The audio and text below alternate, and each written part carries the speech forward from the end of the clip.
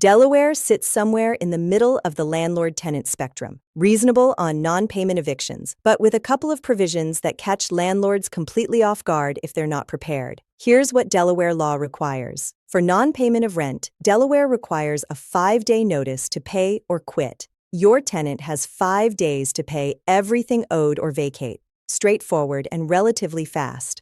For lease violations, Delaware requires a 7-day notice to cure or quit. Your tenant gets 7 days to fix the problem before you can file for eviction.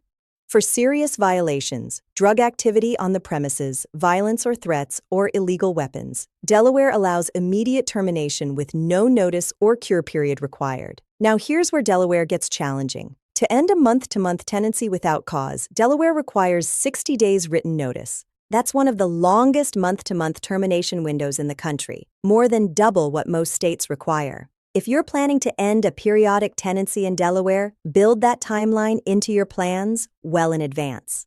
There's also a right to redeem provision worth knowing.